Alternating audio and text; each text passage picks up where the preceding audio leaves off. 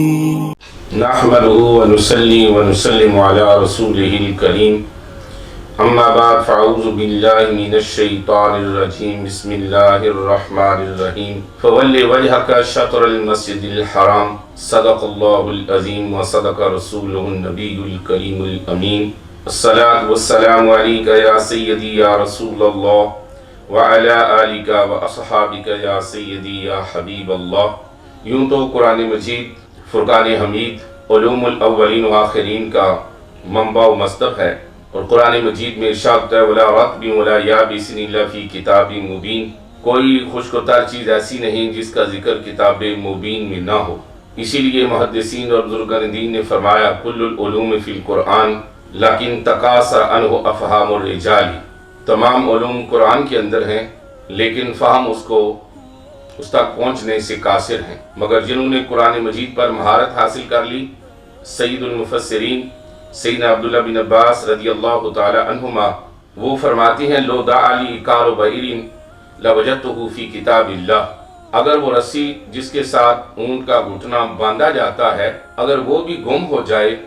تو وہ بھی ہم قرآن سے تلاش کرتے ہیں۔ اور قرآن مجید کے اندر ارشاد ہوتا ہے والشمس تجری لمستقر لہا ذالک تقدیر العزیز العلیم، اور سورج اپنے مدار پر گھوم رہا ہے اور وہ علم والے غالب کا مقرر کیا ہوا اندازہ ہے۔ اور ارشاد فرمایا للشمس ینبغی لہا ان تدرک القمر، سورج کی مجال نہیں کہ چاند کو آ لے، ولا اللیل سابق النہار، اور نہ ہی رات دن سے پہلے آ سکتی ہے،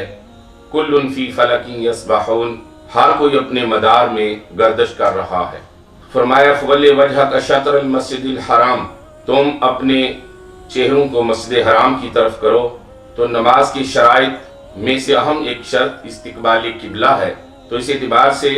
صحابہ اکرام، محدثین اور ہمارے اکابر نے تحقیق کی اور سمت قبلہ کے حوالے سے اصول وضع کیے قرآن کی روشنی میں۔ ہماری تاریخ کا جب مطالعہ ہم کرتے ہیں تو ابن الاجدابی اندلسی کی ابتدائی کتاب جس کا انگریزی میں ترجمہ انٹرنیشنل اسلامک یونیورسٹی سے ہو چکا ہے، بہت مفید ہے،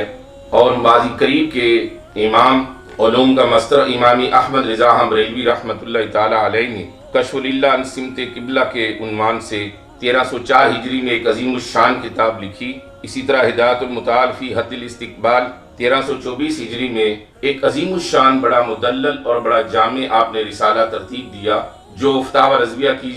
جدید چھٹی جلد میں طبع ہو چکا ہے۔ تو اس اعتبار سے ہم جدید انداز کے ساتھ سمت قبلہ کی رہنمائی کے لیے اور اس کا عملی نمونہ پیش کرنے کے لیے میں گزارش کرتا ہوں بیگا کی سرزمین کے فاضل جلیل اور ایک چمکتے ہوئے ستارے اور ایک علمی خاندان کے خانوادہ کے چشم و چراغ جناب محترم المقام مولانا میاں حسنین مصطفیٰ درگاہی دامت برکاتہم العالیہ، خطیب جامع مسجد ارشاد الاسلام و محتمم اعلیٰ انجمن ارشاد الاسلام بیگا مہروج پور ضلع گجرات، وہ تشریف لاتے ہیں اور سمت قبلہ کے حوالے سے ہمیں عملی اس کا نمونہ پیش کرتے ہیں کہ دور حاضر میں سمت قبلہ کا تعین اور اس کی صحیح ہونے کی تصدیق کس انداز میں ہم کر سکتے ہیں۔ السلام علیکم ورحمۃ اللہ وبرکاتہ۔ ناظرین، سال میں 2 بار کعبۃ اللہ کے عین اوپر سے سورج گزرتا ہے، اور سال میں 2 بار ہم کعبۃ اللہ کی سمت کا تعین کر سکتے ہیں۔ 28 مئی 15 اور 16 جولائی کو ایشیا، افریقہ، یورپ اور مغربی آسٹریلیا میں ہم سمت قبلہ معلوم کر سکتے ہیں۔ اسی طرح 14 جنوری، 23 نومبر شمالی امریکہ، جنوبی امریکہ اور مشرقی آسٹریلیا میں ہم یہ فائدہ حاصل کر سکتے ہیں، لیکن کینیڈا، الاسکا کے شمالی حصہ جات اور برازیل کا مشرقی حصہ اس میں اس وقت سورج دکھائی نہیں دیتا، اس لیے یہ طریقہ ان کے حق میں کارآمد نہیں ہے۔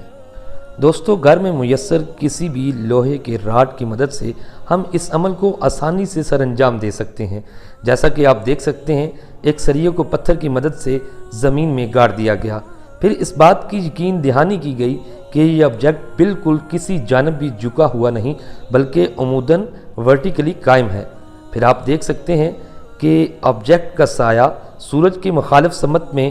بن رہا ہے، جس طرف سایہ ہوگا اس کے برعکس دوسری جانب قبلہ شریف کی سمت ہوگی۔ یہاں پر آپ کو ایک اور بات بتانا ضروری سمجھتا ہوں۔ اگر اصل سمت قبلہ سے 45 درجے کے اندر اندر نمازیں پڑھی گئیں تو ادا ہو جائیں۔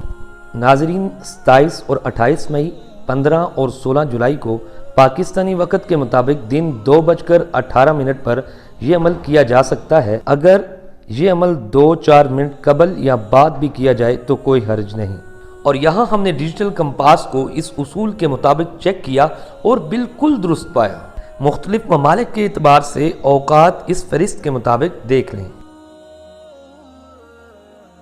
اس ویڈیو کو بنانے کا مقصد یہ ہے کہ ہر مسلمان یہ جان سکے کہ درست سمت قبلہ کی نشاندہی مخصوص اوقات میں کیسے کی جا سکتی ہے۔ اگر آپ کو ہماری یہ معلوماتی ویڈیو پسند آئی ہو تو کمنٹس کے ذریعے اپنی رائے کا اظہار ضرور فرمائیں۔ اللہ تعالی ہمارا حامی و ناصر ہو۔ شکریہ۔